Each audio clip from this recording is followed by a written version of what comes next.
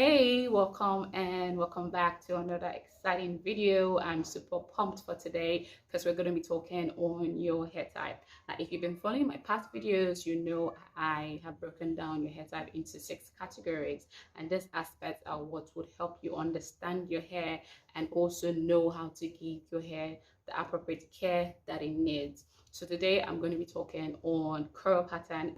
Now your curl pattern is just basically the shape and size of your curls, and it is determined by the shape of the follicles your hair grows out from. The flatter or oval shaped the follicle, the curler your hair, and the circular, the cross section, the straighter the hair. It is also identified by the shape the strands make, whether they kink, curve, or wind around each other into a spiral. Now, the natural hair community have divided every hair into 4 types, which is type 1 to type 4, and type 1 is basically straight hair, which is predominant among Caucasians, while type 2 to type 4 had been further divided into subcategories A, B, and C, which is determined by how loose and tight the curls are. Type 2 hair have wavy, loose X pattern curls, and type 3 hair is categorized or identified as curly hair with loose loops, springs, and corkscrew curl pattern. A toothpick can actually fit into the curls. And the B and C, same voluminous.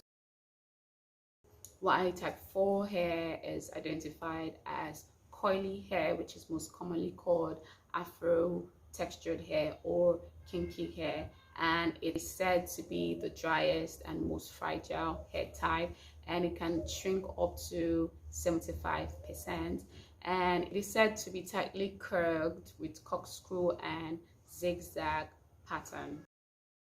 However, this typing system is inaccurate because especially for Afro textured hair, which is predominant among Africans, because we are the most diverse race on the planet. As such, all of us cannot fit into one typing system. And there are a lot of misconceptions about Afro textured hair. They say it because it's extremely dry. They say it's extremely dry and it needs heavy products, which is actually not correct, because if you have low porosity hair, heavy products will be doing more damage to your hair than good. And if you have fine textured hair, heavy product is not something that you should apply to your hair. We'll get to texture later on. Although the natural hair community has begun to embrace the concept of curl variance, which just means that one person can have more than one curl pattern on their head, they still remain the fact that it is strictly within a particular hair typing system. This had led to a lot of persons going further to do some research to get to know more about our hair. Let's get into the research. The curl pattern is created from different ionic and chemical bonds in the cortex layer of the hair strand. Those bonds are disulfide, salt, and hydrogen. Now, the stronger or more the bonds are, the more the curl pattern. Some bonds are weaker than others, and they temporarily detach when your hair comes in contact with heat or moisture. That's why your curl pattern is looser and more consistent when wet. If you let your hair air dry on its own, the bonds would reattach to a random close by position, making your curl pattern tighter and more inconsistent. For each pattern, it would mean molds and breakage. This is why it is important to set your hair in a style as it dries. There are 4 main curl pattern, which is the I, the S, the O, and the Z or L, depending on how you look at it. Now, the I pattern is more predominant among relaxed hair, although there are some naturals that have the I curl pattern. The S curl pattern stretch curls that form an S pattern, and the O pattern they form a loose loops curling into themselves, while the Z or the L shape bends in a zigzag pattern. All four curl pattern has kinks in them, hence the name kinky curly.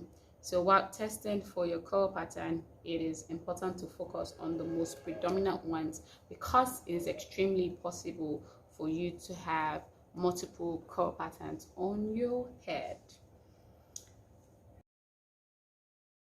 To test for your curl pattern, you have to take 2 samples from different parts of your hair, and you should ensure that they are free from heavy products and heavy oils, or just to be on the safe side like I did, I tested on freshly washed hair.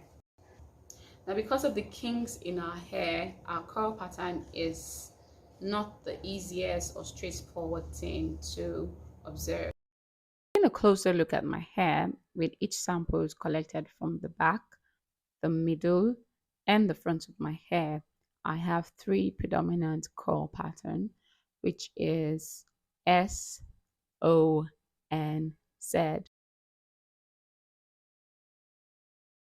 While my sister has a pretty consistent S and O curl pattern throughout her hair.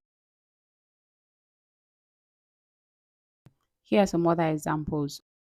In the next video, I'll be talking on hair texture. Please don't forget to give this video a thumbs up, click on the subscribe button, and turn on your notification bell if you haven't done so. As always, thanks for watching. Have a great day.